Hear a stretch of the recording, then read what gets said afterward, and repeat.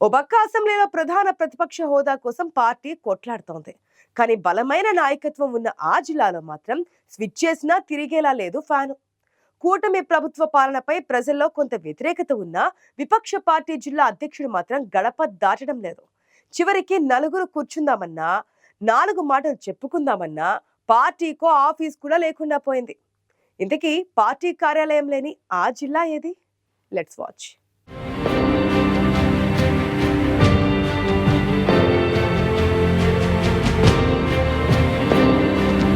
సిక్కూరులో ప్రతిపక్ష వైసీపీ పార్టీకి గట్టి కేడర్ ఉంది, బలమైన నాయకత్వం కూడా ఉంది. కానీ పార్టీ జిల్లా అధ్యక్షుడు ఎందుకో మౌనరాగం ఆలపిస్తున్నారు.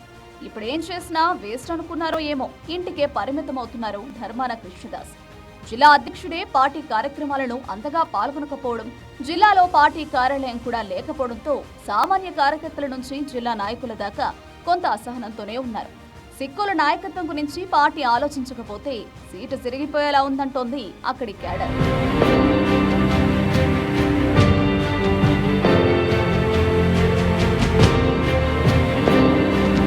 శ్రీకాకుళం జిల్లాలో చురుకుగా ఉన్న నాయకత్వానికి పగ్గాలిస్తే పార్టీ మరింత ఉత్సాహంగా ముందుకెడుతుందని క్యాడర్ కోరుకుంటోంది.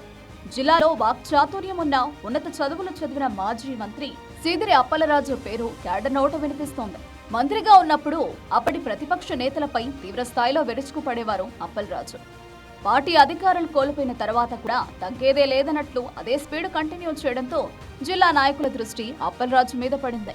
సిక్కోలు జిల్లాలో పార్టీ వాయిస్ కాస్త గట్టిగా వినిపిస్తే ఎమ్మెల్సీ దువ్వాడ శ్రీనివాసరావు కుటుంబ గొడవలతో జనం నోళ్లలో నానడంతో అదే స్థాయిలో విరుచుకుపడే నాయకుడు మరెవరూ లేకపోవడంతో అప్పలరాజు అయితే బాగుంటుందనే అభిప్రాయం కార్యకర్తల్లో ఉంది.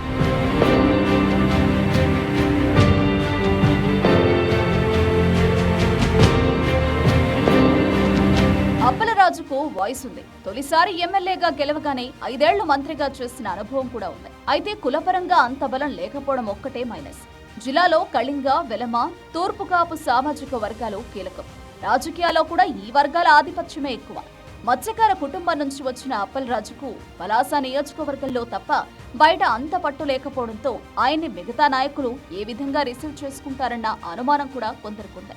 అయితే జిల్లాలో ముందుండి నడిపించే నాయకుడు లేకపోవడంతో ఇప్పుడు జిల్లాలో వైసీపీ మనుగడే కష్టమైపోతుందని, పార్టీ మరింత బలహీనపడుతుందనే అభిప్రాయం వ్యక్తమవుతోంది.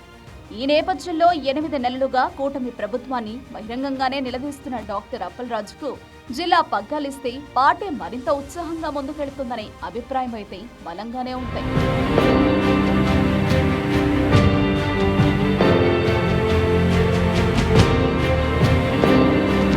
శ్రీకాకుళం జిల్లాలో సీనియర్లెవ్వరూ లేరా అంటే లేకేం, ఉన్నారు. మాజీ శాసనసభాపతి తమ్మినేని సీతారాం, మాజీ రెవెన్యూ మంత్రి ధర్మాన ప్రసాదరావు, మాజీ డిప్యూటీ సీఎం ధర్మాన కృష్ణదాస్ లాంటి అనుభవజ్ఞులున్న వయోభారంతో వారుకున్న మైనస్ పాయింట్.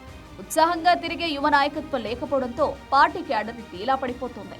అందుకే మంత్రిగా అనుభవం ఉన్న అప్పలరాజుకు జిల్లా పగ్గాలు అప్పగిస్తే పార్టీలో కొత్త ఉత్సాహాన్ని నింపినట్లవుతుందని కొందరు నాయకులు బహిరంగంగానే అభిప్రాయపడుతున్నారు. మరి సిక్కోలు వైసీపీ క్యాడర్ అభిప్రాయాలను అధినేత పరిగణలోకి తీసుకుంటారా? జిల్లా నాయకత్వం విషయంలో ఆయన నిర్ణయం ఎలా ఉండబోతుందో చూడాలి. సీనియర్లను కాదని ఒకేసారి గెలిచిన నాయకుడిని నమ్మి బాధ్యతలిస్తారా? క్యాడర్ కోరిక మేరకు జిల్లాలో వైసీపీ కార్యాలయాన్ని ఏర్పాటు చేస్తారా అంటే ఏమో, ఏమన్నా జరగచ్చు.